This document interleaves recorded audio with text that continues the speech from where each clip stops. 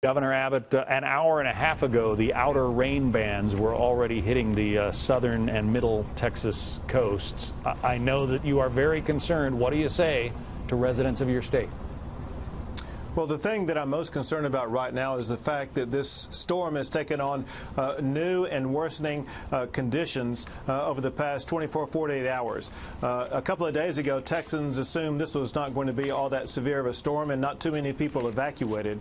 As that prior commentator just said, there is an urgent need for people to evacuate as quickly as possible if you live in one of these low-lying areas, if you live in any area where local officials have given you a warning or a declaration that you must evacuate. There is still time to get out, but understand this.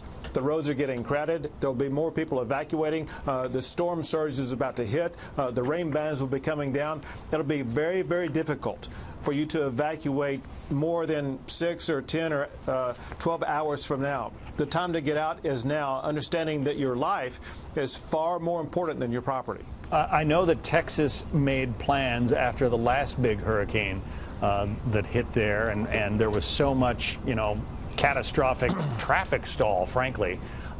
Do you feel that your state is ready, your emergency crews have improved the plans to help get people out of there? We have prepared very diligently for this hurricane for days now, and we have assets and resources arrayed across the entire region where this storm will strike. We're very well organized, and we have coordinated with the federal government, with FEMA, with Homeland Security, and even with the President. And so we are prepared for this. That said, we have two problems. One is because the storm is going to stall over the state of Texas, it may come in, go out, and come in again. The rainfall is going to be far greater than what people anticipate. The flooding will be very dramatic, and it's going to cause long problems for many, many days. But again, the second thing is that I'm concerned that not enough people have evacuated. As the person right before us was talking about, there will be people who will be stranded on islands and in other places without power, without food, without any type of necessities for days on end. If you can evacuate, if you're listening to this, if you're in a low-lying region, if you can evacuate, you should try to evacuate in the next few hours. The stalling of this storm is, I know, of great concern. In every circumstance like this, every hurricane, there are people who say, well, I went through the last one and I was fine, or they warned me about the last one and it didn't hit. I'm not going to evacuate this time. What do you say to those people?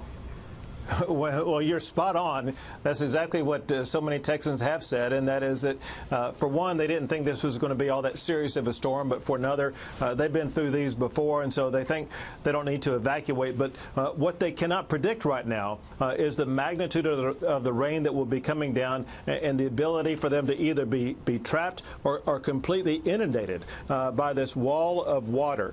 They need to recognize there's only one life they have, and they need to use that life to get out of harm's way.